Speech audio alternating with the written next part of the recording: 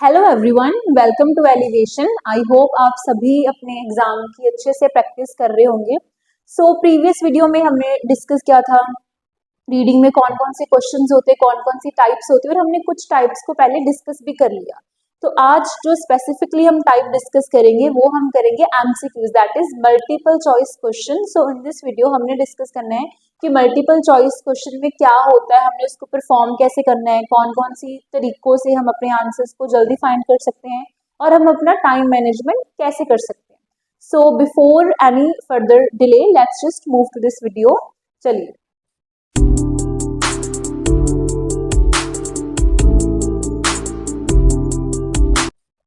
सबसे पहले हमने आज डिस्कस करना है कि जो एमसीक्यूज होते हैं, हमारे मल्टीपल चॉइस क्वेश्चंस होते हैं, हमने उसको कैसे परफॉर्म करना होता है। चलिए, सबसे पहले जब भी आपको क्वेश्चन मिलता है, the first thing you need to work on is to read the questions carefully. आपने जब आपको एमसीक्यूज मिलेंगे, आपने पहले क्वेश्चन को केयरफुली रीड करना, उसको समझना है कि उस क्वेश्चन की डिमांड क्या है। क्वेश्चन को केयरफुली रीड करने के बाद आपने क्या करना होता है, आपने कीवर्ड्स को करना होता है हाईलाइट। आपने वर्ड्स को हाईलाइट करना ताकि आप उन वर्ड्स से लोकेशन पर जा सको। जब आपके वर्ड्स हाईलाइट हो गए, वर्ड्स को हाईलाइट करने के बाद फिर आपने लोकेशन पर जाना है with the help of these keywords. Keywords के थ्रू आप लोकेशन में जाओगे। लोकेशन में जाने के बाद आपने क्या करना होता है, वहां पर वर्ड्स को ढूंढना। बट समटाइम्स पता क्या होता है कि एमसीक्यूज में जब हम क्वेश्चन तो पढ़ लिया, जब हम पैसेज में जाएंगे, समटाइम्स जो चीज वहां पर लिखी होती है क्वेश्चन में, उसका सिनोनिम होता है। बहुत सारे स्टूडेंट्स ये मिस्टेक करते हैं कि वो सिनोनिम्स नहीं देखते।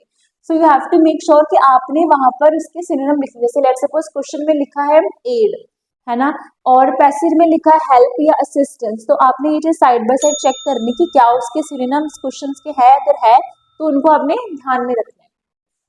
अनदर थिंग ये है कि आपने जब आपको सिनोनिम मिल गए, फिर आपने क्वेश्चन पर मूव करना है और आपने ना एलिमिनेट करना। अब एलिमिनेट क्या करना, उन ऑप्शंस को करना जो आपको लगता है कि इसकी तो बिल्कुल ही बात नहीं। लेट्स सपोज अगर हमारे पास 4 ऑप्शन है, A B C and D, है ना, हमारे पास 4 ऑप्शन है। आपको लगता है कि अच्छा डी और बी की तो बात ही नहीं, मतलब ये तो लीस्ट कनेक्टेड है, तो जो आपको लगता है इसकी बात नहीं, आपने उसको क्या कर देना, एलिमिनेट करना। और जो बाकी 2 होंगे मोस्ट प्रोबेबली आपका आंसर उन 2 ऑप्शंस में होगा। तो इससे ये हो जाएगा कि जब आप स्किमिंग करते हो, जब आप वर्ड्स को हाईलाइट करके चेक करते हो, तो आपको एलिमिनेशन का पता लगता है। ठीक है, उसके बाद आपने क्या करना, अपने आंसर को एक्यूरेट जजमेंट और अंडरस्टैंडिंग के साथ क्वेश्चन की डिमांड समझनी। डिमांड समझने के बाद जब आपने एलिमिनेट कर लिया, आप लोकेशन पर थे, एलिमिनेशन भी हो गया, आपको सिनोनिम भी पता लग गए, फिर आपने क्वेश्चन में जो भी आपको सूटेबल अपना आंसर लगता है वो आपने अपनी अंडरस्टैंडिंग और with the help of your practice आपने अपने आंसर को वहां पर राइट करना है। चलिए, अब हम मूव करेंगे टू अ फर्स्ट क्वेश्चन, जिसमें हमने देखना है वन बाय वन हम क्वेश्चंस को देखेंगे कि इसको परफॉर्म कैसे करना है। चलिए, सबसे पहले मैंने आपको क्या बोला था, जब भी आप जाओगे आपने इंस्ट्रक्शन को रीड करना, पहले डिमांड को पढ़ना। सबसे पहले क्या लिखा, choose the correct letter A B C D. Obviously आपने इन चारों में से वर्ड को चूज करना है। अब सबसे पहले क्वेश्चन पर जाते हैं। क्वेश्चन में क्या लिखा है, RSS स्टैंड्स फॉर। ये कोई वर्ड लिखा है, हमें पता नहीं अभी इसका मतलब क्या। तो उसने बोला कि जो RSS है उसका क्या मतलब, दैट मीन्स हमने उसकी क्या एक्सप्लेन करनी है, फुल फॉर्म। हमारे पास 4 ऑप्शंस है, हमें नहीं पता कि कौन सी ऑप्शन करेक्ट है। इसको 2 तरीकों से कर सकते हो। या तो आप ऐसा कर सकते हो कि अपने जो भी आपके वर्ड्स है ना, आप उनको क्या कर सकते हो, हाईलाइट कर सकते हो, कि जो जो आपको लगता है हाईलाइट करने के बाद पैसेज पर जाओ। या फिर आप क्वेश्चन पढ़कर सीधा पैसेज पर भी जा सकते हो, आपको जैसा वो चीज कंफर्टेबल है कि आप उसमें कर सकते हैं। चलिए, अब सबसे पहले क्या लिखा है, RSS स्टैंड फॉर। अब शुरू करते हैं, RSS ढूंढना मैंने पैसेज में कहाँ पर लिखा है। अब शुरू करते हैं पैसेज में। However, for Dr. Jill, a physiotherapist in Durban, South Africa, relocation stress syndrome, क्या लिखा यहाँ पर, relocation stress syndrome, और क्या लिखा है, RSS। अब क्वेश्चन में उसने लिखा था RSS, ठीक है, बट पैसेज में उसने पहले उसका बता दिया फुल फॉर्म कि उसको क्या बोलते हैं, रीलोकेशन स्ट्रेस सिंड्रोम, या फिर आप उसको क्या बोलोगे, RSS, which has been which he has been researching for a decade is a matter of professional concern। कहते हैं ये जो RSS है वो अभी मैटर ऑफ कंसर्न बन चुका है, बट हमारा हमारा देखो हमारा मेन फोकस क्या, हमने कीवर्ड के अकॉर्डिंग डिमांड, हमने सिर्फ ये चीज ढूंढनी कि आरएसएस स्टैंड कैसे करता है, हमें और किसी चीज से कोई लेना देना नहीं। अगर आप ज्यादा उसको रीड करोगे तो उससे आपका टाइम वेस्ट होगा, तो हमने टाइम मैनेजमेंट भी करनी है। सो आरएसएस, अब यहाँ पर क्या लिखा है, रीलोकेशन स्ट्रेस सिंड्रोम। अब देखो सबसे पहले क्या लिखा है, रिलेशनशिप स्ट्रेस सिंड्रोम। स्ट्रेस की बात की है, सिंड्रोम की बात की, बट किसकी बात नहीं है, रिलेशनशिप की। दैट मीन्स ए हमारा आंसर नहीं है। नेक्स्ट में क्या लिखा है, रीलोकेशन। हाँ जी, रीलोकेशन की बात की है, बट सेकंड पर बात चल रही है सिकनेस की, वहां पर बात की है स्ट्रेस की। सिंड्रोम तो है बट सिकनेस नहीं है, तो फिर हमारा आंसर बी क्या हो गया, एलिमिनेट। अब जाते हैं सी पर। रीलोकेशन की बात की है, हाँ जी वहां पर भी बात की है।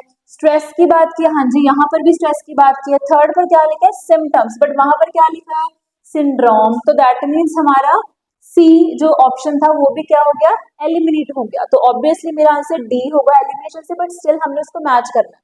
अब डी में क्या लिखा है, रीलोकेशन। हाँ जी यहाँ पर भी रीलोकेशन लिखा है। उसके बाद यहाँ पर वर्ड लिखा है स्ट्रेस, यहाँ पर भी हमारे पास कौन सा वर्ड है, स्ट्रेस। उसके बाद वर्ड कौन सा है, सिंड्रोम, वहां पर भी हमारे पास कौन सा वर्ड है, सिंड्रोम। दैट मीन्स मेरे तीनों वर्ड जो एग्जैक्ट सेम टू सेम मेरे को डी में मिल गए। सो दैट इज वाई हमारा आंसर यहाँ पर फिर क्या होगा, आंसर वुड बी डी, क्योंकि हम आंसर वुड बी डी, क्योंकि हमने क्वेश्चन को पढ़ा, एलिमिनेट किया, एलिमिनेशन करने के बाद हमने वर्ड टू वर्ड कीवर्ड्स को मैच किया। आई होप आपको ये क्वेश्चन समझ लगा हो। अगर नहीं आपको इसमें कुछ दिक्कत आ रही है, so you can also comment and you can ask any queries और एनी डाउट। ठीक है, चलो अब नेक्स्ट चलते हैं हमारे नेक्स्ट क्वेश्चन पर, सेम डिमांड पर आते हैं। व्हेन डॉक्टर मॉलविन फेल इल इन 2009, कहते हैं जो डॉक्टर मॉलविन थी वो ना इल बीमार हो गई थी, किस ईयर में बीमार हुई थी, 2009 में। अब हमने कीवर्ड क्या ढूंढना कि वो बीमार हुई थी, ईयर है हमारा 2009। ईयर का ये फायदा होता है, पैसेज में अगर कोई नंबर या ईयर है उससे ये होता है कि आपको ना पैसेज में लोकेशन जल्दी मिल जाती है, क्योंकि वो वर्ड हाईलाइट हो जाता है। अब हमने 2009 को ढूंढना है ना, अगर आप क्वेश्चन, अगर आपने इसको पढ़ना आप ये भी पढ़ सकते हो। जैसे फर्स्ट में क्या लिखा, जब वो बीमार हुई थी, she was worried that she had psychological problem, उसको कोई मेंटल प्रॉब्लम है। सेकंड पर लिखा था no one could work out what was wrong, उसके साथ क्या बुरा हुआ था किसी को नहीं पता था। थर्ड पर लिखा था शी थॉट शी मिस्ड, वो पीटर मैटबर्ग पीटर मैट्सबर्ग को मिस कर रही थी। और डी पर लिखा है शी रियलाइज शी हैड, उसको आरएसएस हो गया। तो ये हमारे कीवर्ड्स है। अब मैंने ढूंढना किससे, मैंने 2009 से फाइंड करना। चलिए हम जाते हैं पैसेज में। Immediately following this move in 2009, that means मेरे को ईयर मिल गया, यहाँ पर भी 2009। इन 2009 डॉक्टर मॉलविन हरसेल्फ फेल इल, वो क्या हो चुकी थी, बीमार हो चुकी थी। मेडिकल टेस्टिंग फॉर वेग सिम्टम्स, वेग सिम्टम्स, वेग क्या होता है, अनसर्टन, जिसके बारे में आपको ना पता हो, जिसके बारे में क्लैरिटी ना हो कि वो चीज क्या है, जिसमें आपको पता नहीं कि वो चीज सही है गलत है। तो कहते हैं जब वो इल हुई, उसकी टेस्टिंग हुई, टेस्टिंग में उसके ना वेग सिम्टम्स मिले, कुछ ऐसे सिम्टम्स जिसके बारे में पता नहीं लग रहा था। लाइक उसको क्या हो रहा था, हेडेक्स हो रहे थे, है ना, उसको स्किन रैशेस हो रहे थे, एंड इंसोम्निया, जिसकी वजह से ना तो उसको कोई रिलीफ मिल रहा था और ना ही उस चीज के लिए उसको डायग्नोसिस हो रहा था कुछ।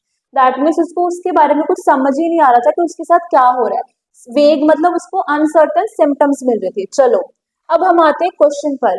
अब क्वेश्चन में फर्स्ट में क्या लिखा है, she was worried that she had psychological problems. अब ये बात तो नहीं बोली कि साइकोलॉजिकल प्रॉब्लम, क्योंकि वहां पर तो वेग सिम्टम्स की बात की है ना, साइकोलॉजिकल की तो बात ही नहीं की है। तो फिर आंसर ये मेरा क्या हो गया, एलिमिनेट। ठीक है, सेकंड में क्या लिखा है, no one could work out what was wrong with her, कहते पता ही नहीं चल रहा था कि उसके साथ क्या हो रहा था, मतलब किसी को श्योरिटी नहीं थी। अब वहां पर हमने यहाँ पर ये चीज, वहां पर क्या लिखा था कि वेग सिम्टम्स मिल रहे थे, है ना, कि जिसके मतलब जिसके बारे में आपको नॉलेज ही ना हो। तो उसके अकॉर्डिंग हमारा आंसर बी हो सकता है, बट अभी हम इसको लेकर चलते हैं एज अ ऑप्शन, हमने क्योंकि सी और डी को भी पढ़ना है। सी में क्या लिखा है, शी थॉट शी मिस्ड, वो इस जगह को मिस कर रही है, अब इसकी तो कोई बात ही नहीं हुई, तो आंसर हमारा ये कट हो गया। लास्ट में क्या लिखा, शी रियलाइज्ड, उसको रियलाइज हुआ दैट शी हैड, उसको क्या हुआ है, आरएसएस। अब यहाँ पर हमने पढ़ा कि उसको आरएसएस हुआ नहीं, हमने कहीं पर भी ये चीज नहीं पढ़ी है कि उसको आरएसएस हुआ था। ठीक है, तो फिर मोस्ट प्रोबेबली हमारा आंसर यहाँ पर क्या होगा, एलिमिनेशन से our answer would be answer would be B. हमारा आंसर इसमें क्या आ जाएगा, बी आंसर आ जाएगा, क्योंकि जितने भी कीवर्ड्स है वो सारे बी की ओर ही जा रहे हैं और एलिमिनेशन से भी हमारा आंसर यही है। ठीक है, चलो अब नेक्स्ट क्वेश्चन पर मूव करते हैं। अब सेम पहले टेक योर टाइम, क्वेश्चन को रीड करो और उसकी डिमांड को समझो। ठीक है, अब as part of RSS doctor Malvin's old neighbour, कहते हैं जो डॉक्टर मॉल्विन थे उसकी कोई नेबर थी, है ना। अब मेरा कीवर्ड क्या है, मैंने ढूंढना कि डॉक्टर मॉल्विन के नेबर को ढूंढना। ठीक है, डॉक्टर मॉल्विन के नेबर को क्या हो रहा था, बैकएक हो रही थी, हेडेक हो रहा था, स्किन प्रॉब्लम थी। डी पर लिखा है she was happy one day but sad the next day. तो हमारे पास चार ऑप्शन हैं, हमने चार ऑप्शन में सूटेबल चीज को ढूंढना है। चलो अब मैंने नेबर्स की बात देखनी कि नेबर की बात पैसेज में कहां पर है। चलो सबसे पहले फर्स्ट से शुरू कर सकते हैं। Quite by chance in the summer of 2010 doctor Malvin ran into a neighbour, मिल गई हमें लोकेशन। यहाँ पर उसने बोला कि नेबर से मिली from her old city who had also move to Durban, कोई कहते पुरानी सिटी से नेबर थी जो भी डर्बिन में मूव होगी। ठीक है, अब यहाँ से हमारा आंसर शुरू होगा। दिस विमेन सीम्ड अनकैरेक्टरिस्टिकली डिप्रेस्ड, कहते लग रहा था कि ये विमेन जो थी वो डिप्रेस्ड हो रही है। ठीक है, and had experience mood swings, वो क्या एक्सपीरियंस कर रही थी, मूड स्विंग्स को कर रही थी। मूड स्विंग्स का मतलब क्या होता है, कभी आप खुश होते हो, कभी आप सैड होते हो, है ना, कभी एकदम से एक्साइटेड हो जाते हो, कभी आप एंग्री हो जाते हो, तो दैट मीन्स उसको मूड स्विंग्स आ रही थी, है ना। और साथ में क्या लिखा है, एंड वेट गेन। ठीक है, सिंस हर अराइवल, और इसका वेट भी गेन हो रहा था, तो उसने ये सब प्रॉब्लम बताई कि उसको मूड स्विंग्स हो रहे थे, वेट गेन हो रहा था जब से उसका अराइवल हुआ, है ना। अब हमने हमारा हमारा जो मेन डिमांड है वो ओल्ड नेबर पर ही है, हमने और नहीं पढ़ना, पहले हम ओल्ड नेबर तक ही पढ़ेंगे। चलो अब ए पर क्या लिखा है, शी हैड बैकएक, अब इसकी बात हुई है, इसकी तो कोई हमारे पास यहाँ पर बात नहीं हुई। बी में क्या लिखा है, शी हैड हेडेक, उसको सर दर्द हो रहा था। अब बताओ सर दर्द की कोई बात हुई नहीं, हमने पढ़ा कि उसको डिप्रेशन हो रहा था, मूड स्विंग्स आ रहे थे, उसका वेट गेन हो रहा था, दैट मीन्स बी ऑप्शन हमारी क्या हो जाएगी, एलिमिनेट। अब सी पर क्या लिखा है, शी हैड स्किन प्रॉब्लम्स, उसको क्या हो रही थी, बहुत ज्यादा स्किन प्रॉब्लम्स हो रही थी, स्किन से रिलेटेड प्रॉब्लम्स हो रही थी, है ना। बट स्किन हमने यहाँ पर क्या पढ़ा, हमने नॉर्मल पढ़ा, मूड स्विंग थे, वेट गेन थे, और हमने उसके बारे में कुछ ज्यादा पढ़ा नहीं जिससे लगे कि स्किन प्रॉब्लम है। तो ये भी हमारा आंसर क्या हो जाएगा, एलिमिनेट। अब लास्ट ऑप्शन बची, अब ऑप्शन में यहाँ पर क्या लिखा है, she was happy one day, और नेक्स्ट डे वो क्या हो जाती थी, सैड। वहां पर क्या वर्ड यूज किया था, मूड स्विंग। मूड स्विंग का मतलब क्या होता है, एक कभी आप खुश होते हो, कभी आप क्या हो जाते हो, सैड। दैट मीन फिर पैसेज के अकॉर्डिंग कीवर्ड्स के थ्रू जो मेरा सूटेबल वर्ड है वो मेरा क्या हो जाएगी, कौन सी ऑप्शन करेक्ट होगी, आंसर वुड बी, क्या होगा इसका answer, it would be D. ठीक है, सो हमारा इसका आंसर आ जाएगा डी। चलिए now move to next question. Again हमने वही चीज करनी है, क्वेश्चन को हाईलाइट करना है, डिमांड को पढ़ना। ठीक है, initially doctor Malvin's data came from, कहते हैं जो डॉक्टर मॉल्डवेन थी उसका डेटा कहाँ से आया था, मतलब हमने वहां पर सोर्स ढूंढना कि कौन से सोर्स से डॉक्टर जो मॉल्डवेन थी उसको अपना डेटा मिला था। ठीक है, ए में क्या लिखा है, patients of medical practice, medical practice के patients and hospital emergency department. B में क्या लिखा है, hospital emergency department patients only. अच्छा ओनली, अगर ऐसे वर्ड आ जाते हैं ना, ओनली, मोस्ट इंपॉर्टेंट, लीस्ट, कुछ ऐसे वर्ड्स होते हैं अपने ध्यान में रखना, दैट मीन्स ये सिर्फ एक ही डिपार्टमेंट का डेटा था। सी पर क्या लिखा है, patient of medical practice only, सिर्फ मेडिकल प्रैक्टिस के जो पेशेंट थे। और डी पर क्या लिखा है, अदर रिसर्च, उसने कोई रिसर्च की थी जिससे उसको ये सारी इंफॉर्मेशन मिली थी। चलिए अब हमने कीवर्ड्स के थ्रू पैसेज पर जाना। Doctor Malvin attended conferences in Greece, उसने ग्रीस में और अर्जेंटीना में कॉन्फ्रेंस की, in which stress featured as a topic for keynote speakers did little to enlighten her, कहते वो ना ग्रीस में गई थी, अर्जेंटीना में, और वहां पर ना कॉन्फ्रेंस हुई, बट उससे उसको ज्यादा हेल्प नहीं मिली, उसको ज्यादा समझ नहीं लगा, तो फिर उसने क्या किया, therefore Dr. Maldwin felt she had no option but to collect her own patient data, कहते फिर उसने सोचा उसके पास कोई और ऑप्शन नहीं, बल्कि वो क्या करेगी, वो कहते शी वुड बी एबल, वो क्या करेगी, she had no option but to collect her own patient data, वो अपने पेशेंट्स का डेटा कलेक्ट करेगी। किससे कलेक्ट करेगी? मेडिकल प्रैक्टिस एंड, मतलब दो चीजों की बात हो रही, मेडिकल प्रैक्टिस और क्या लिखा है? इमरजेंसी रूम रिकॉर्ड्स, है ना। मेडिकल प्रैक्टिस और दूसरी कौन सी लिखी है? Emergency room records in Durban, Durban and Cape Town. चलो, अब फर्स्ट में हम उसने क्या लिखा है? पेशेंट्स ऑफ मेडिकल प्रैक्टिस, यहाँ पर भी मेडिकल प्रैक्टिस की बात की, यहाँ पर भी दूसरे में एंड के साथ क्या लिखा है? Emergency room. तो hospital emergency department room, that means इन दोनों की बात मिल गई हमें। तो मे भी हमारा आंसर ए हो सकता है, बट मैंने आपको बोला कि आपने सारी ऑप्शंस को रीड करना। बी में क्या लिखा है? हॉस्पिटल इमरजेंसी ओनली, ओनली थोड़ा उसने दो चीजों में बोली थी, एक तो मेडिकल में, एक इमरजेंसी में, दैट मीन्स बी ऑप्शन नहीं आनी। सी में क्या लिखा है? पेशेंट्स ऑफ मेडिकल प्रैक्टिस, जो सिर्फ मेडिकल प्रैक्टिस के थे, तो दैट मीन्स यहाँ पर ये मेडिकल प्रैक्टिस अकेले की बात की, बट वहां पर उसने लिखा मेडिकल प्रैक्टिस के साथ इमरजेंसी रूम, तो दैट मीन्स हमारा आंसर सी भी नहीं आना। डी में क्या लिखा है? अदर रिसर्च, कोई और रिसर्च जिसकी कोई बात ही नहीं हुई है, तो फिर उस तरीके से प्रोबेबली हमारा आंसर यहाँ पर क्या होगा? फर्स्ट, क्योंकि सारे कीवर्ड्स मिल रहे हैं, मेडिकल प्रैक्टिस भी मिल गई हमें, हॉस्पिटल इमरजेंसी रूम भी मिल गया, medical practice and emergency room record, so that's why इस पॉइंट ऑफ व्यू से हमारा आंसर यहाँ पर फिर क्या होगा? आंसर वुड बी, क्या आंसर होगा हमारा? Answer would B A. I hope आपको ये वीडियो समझ आ रही हो साइड बाय साइड। अगर कुछ भी डाउट है, again you can ask without any hesitation. चलिए, अब नेक्स्ट क्वेश्चन पर मूव करते हैं। सेम उसकी डिमांड को हमने चेक करना। सम ऑफ डॉक्टर मॉल्विन्स डेटा, कहते हैं जो डॉक्टर मॉल्विन का डेटा था on serious accident it came from, तो हमने क्या ढूंढना कि जो डॉक्टर मॉल्विन का डेटा है सीरियस एक्सीडेंट पर, वो डेटा कहाँ से आ रहा, मतलब सेम यहाँ पर भी आपने वहां पर क्या एक्सप्लेन करना? रिसोर्स, कि किस रिसोर्स से, किस सोर्स के थ्रू उसका डेटा हमें मिल रहा था। चलो अब पढ़ते हैं क्वेश्चन पर। When she was in South Africa, जब वो साउथ अफ्रीका में थी, दैट मीन उस टाइम वो कंट्री में थी, she examined records, उसने बहुत सारे रिकॉर्ड्स को एग्जामिन किया, ऑफ मोर सीरियस एक्सीडेंट। अब देखो मेरे को यहाँ पर सीरियस रिकॉर्ड जो था, मेरे को एक्सीडेंट वाला कीवर्ड भी मिल गया है ना। अब हमने क्या ढूंढना है? she examined record of more serious accident from a nationwide database. what is the meaning of nationwide? मतलब जिस भी कंट्री में थी, कंट्री जो भी थी, उस पूरी कंट्री में, होल कंट्री में उसने डेटा को क्या किया था? रिकॉर्ड किया था। She got her data from a nation wise database and with the aid of a research grant conducted interviews with 600 people. फिर उसने कुछ इंटरव्यूज भी की, उसको कुछ रिसर्च ग्रांट भी मिल गई, बट जो उसका डेटा कलेक्शन था, मेन मेरा कीवर्ड है, वो हमें कहाँ से मिला? From a nation wise database, मतलब पूरे थ्रू आउट एंटायर कंट्री में उसको डेटा मिला। चलो अब ऑप्शंस पर आते हैं। सबसे पहले ऑप्शन में क्या लिखा है? डर्बन्स डेटाबेस, एक ही जगह का डेटाबेस, बट वहां पर उसने क्या लिखा है? पूरे नेशन का, तो ये हमारा आंसर क्या हो गया? एलिमिनेट हो गया। बी में क्या लिखा है? Durban and Cape Town data, दो जगह का उसने बोला कि इन दो प्लेसेस का था, बट वहां पर था नेशन वाइज, दैट मीन्स ये आंसर मेरा क्या हो गया? एलिमिनेट। उसके बाद सी, सी में क्या लिखा है? A database from all south Africa, जो डेटाबेस था वो पूरे साउथ अफ्रीका, जो कि कंट्री है, वहां से उसने कहते हैं उनको डेटाबेस मिला था।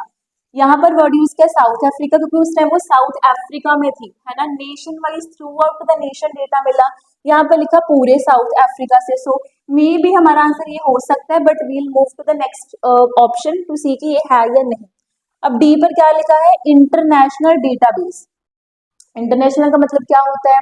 और भी कंट्रीज से, है ना, बट हमें ऐसे कोई इन्फॉर्मेशन नहीं मिली, हमें सिर्फ इतनी इन्फॉर्मेशन मिली कि साउथ अफ्रीका में पूरा नेशन वाइज डेटा को उसने क्या किया था? कलेक्ट किया था। तो इंटरनेशनल का हमारा वैसे भी आंसर नहीं आना, तो उस पॉइंट ऑफ व्यू से हमारा फिर आंसर क्या होगा? Our answer would be C, की जो डेटा था वो साउथ अफ्रीका से था, यहाँ पर क्या लिखा? डेटा हमारा क्या था? नेशन वाइज, तो उस पॉइंट ऑफ व्यू से our answer would be C. चलिए, अब लास्ट क्वेश्चन है हमारा, जो हम इसको परफॉर्म करेंगे। अब इस क्वेश्चन को परफॉर्म करने का क्या मोटिव है? मोटिव ये है कि इसमें ये सिखाना कि आपको वो गैप क्यों आनी चाहिए, मतलब आपको नॉर्मल कुछ ऐसे वर्ड्स है जो आपको पता होने चाहिए, आपने प्रैक्टिस क्यों करनी। चलो वो कैसे पता चलेगा? क्वेश्चन पढ़कर देखो। Doctor Malvin believes that the relationship of, किसका relationship? RSS and break down, कहते RSS प्लस जो ब्रेक डाउन हो रहे हैं लोगों के, उनका जो रिलेशनशिप है वो क्या है, हमने उस रिलेशनशिप को फाइंड करना कि उनका रिलेशनशिप क्या है ना। अब देखो ए पर क्या लिखा है, क्वाइट कंसिडरेबल, कंसिडरेबल क्या होता है, ज्यादा। बी पर क्या लिखा है, वेरी कंफ्यूजिंग, कहते हैं ये रिलेशन ना बड़ा ही कंफ्यूजिंग है, ठीक है। सी पर क्या लिखा है, बहुत ही वीक है और कंफ्यूजिंग है, कंफ्यूजन हो रही है। डी पर क्या लिखा है, वेरी वीक और अनसर्टन, जो बहुत ही वीक है और आपको पता नहीं कि वो सही है नहीं, सर्टन नहीं है पूरा, है ना। तो अब हमने रिलेशन ढूंढना आरएसएस और ब्रेकडाउन का। चलो अब नेक्स्ट हम आएंगे इस पैराग्राफ में, शी कंसिडर द लिंक, है ना। अब देखो यहाँ पर वर्ड यूज क्या है, रिलेशनशिप, वहां पर वर्ड यूज क्या, उसने यूज किया है link. She consider the link between breakdown, link भी मेरे को मिल गया, ब्रेकडाउन भी मिल गया, मैंने क्या ढूंढना है, ब्रेकडाउन मिल गया, मैंने ढूंढना आरएसएस। ये देखिए आरएसएस की बात भी स्टार्ट होगी, ठीक है। She consider the link between breakdown and RSS to be tenuous. Tenuous क्या होता है, टेन्यूस का मतलब, अब देखो यहाँ पर उसने एक वर्ड बोल दिया, मेरे को तो भी इसका मतलब ही नहीं पता एज अ स्टूडेंट, तो फिर उस सिचुएशन में मैंने क्या करना है ना। सो बेसिकली कुछ ऐसे वर्ड्स होते हैं जिनका आपको मीनिंग ना पता हो, तो उसके लिए आपने क्या करना है, रोज कोशिश करने की अच्छे अच्छे, मतलब जो नॉर्मल वो कैब वर्ड्स है, जो भी आप रीडिंग पढ़ते हो एटलीस्ट उसके वर्ड्स को ध्यान में रखना। अब देखो टेन्यूर्स का मतलब होता है एक ऐसी चीज जो बहुत ही वीक हो, जिसके बारे में आपको ज्यादा सर्टेनिटी ना हो, है ना। अब जिस बच्चे को तो मतलब पता होगा वो तो उस क्वेश्चन को अटेम्प्ट कर लेगा, बट जिसको ना पता हो तो उसके लिए वो चीज क्या हो जाएगी, डिफिकल्ट, है ना। अब उस केस में आपने क्या करना, अब देखो सबसे पहले सी में ए बी और सी एंड डी, ए में लिखा है कंसिडरेबल, कंसिडरेबल का मतलब होता है ज्यादा, बट वहां पर बोला है टेन्यूस, टेन्यूस का मतलब क्या होता है, जो चीज थोड़ी वीक होती है और अनसर्टेन, दैट मीन्स ए तो मेरा आंसर फिर वहां पर आना ही नहीं है। बी में क्या लिखा है, जो चीज बहुत ज्यादा क्या होती है, कंफ्यूजिंग, है ना। अब कंफ्यूजिंग भी मैच नहीं कर रहा है। सी में क्या लिखा है, वीक एंड कंफ्यूजिंग। अब देखो आपने पता क्या करना, अब देखो यहाँ पर भी कंफ्यूजिंग ऑप्शन थी, यहाँ पर भी कंफ्यूजिंग ऑप्शन थी, तो अगर ये बी लिया ना दैट मीन्स कंफ्यूजिंग सी में भी है, तो हमारा सी भी नहीं आएगा। तो फिर लास्ट में हमारे पास ऑप्शन क्या बची है, वेरी वीक, और लास्ट में क्या लिखा है, अनसर्टेन। तो मैंने इस वर्ड का मतलब बताया था, इसका मतलब होता है जो चीज वीक होती है या फिर अनसर्टेन। तो उस पॉइंट ऑफ व्यू से हमारा आंसर यहाँ पर क्या आएगा, आंसर वुड बी, आंसर हमारा क्या आ जाएगा, आंसर वुड बी डी। अब इसको करने का सेम मोटिव यही है ताकि आप इस चीज को समझे कि आपकी वो कैब भी अच्छी होनी चाहिए, आपको बेसिक वर्ड या फिर कुछ ऐसे वर्ड जो रीडिंग में काफी कॉमन होंगे आपको उनके नॉलेज होनी चाहिए, ताकि जब आप रीडिंग करो तो आप वोकैबुलरी की वजह से आप क्वेश्चन पर स्टक ना हो सके, ठीक है। तो ऐसे आपने परफॉर्म करना, एलिमिनेशन से अपने जो भी क्वेश्चंस हैं, जो भी ऑप्शन है उसको आपने कट कर देना, और जो करेक्ट आंसर है फिर आपने उसको साथ में फॉर्म कर देना, ठीक है। तो हमारा आंसर यहाँ पर क्या आ जाएगा, डी। आई होप आपको ये जो हमने कुछ क्वेश्चंस डिस्कस किए ये आपको समझ लगे हो, बेसिक क्वेश्चन थे। रीजन करने का यही था कि आपको एटलीस्ट अंडरस्टैंडिंग हो जाए, ताकि आप उस चीज के लिए यूज टू गेट टू हो जाए कि आप उसको परफॉर्म कैसे करोगे। धीरे धीरे आप चाहे 5 क्वेश्चन से स्टार्ट कीजिए, चाहे आप 4 क्वेश्चन से स्टार्ट करो, बट एटलीस्ट आप शुरुआत कीजिए, आप प्रैक्टिस कीजिए, and with the passage of time you will be able to perform, अब ज्यादा क्वेश्चन को परफॉर्म करने के काबिल हो जाएंगे। सो आई होप आपको आज की ये वीडियो इन्फॉर्मेटिव लगी हो। Please make sure to subscribe, comment and like this video, and if you are having any doubt, feel free to ask, and we are always here for your help. Thank you so much.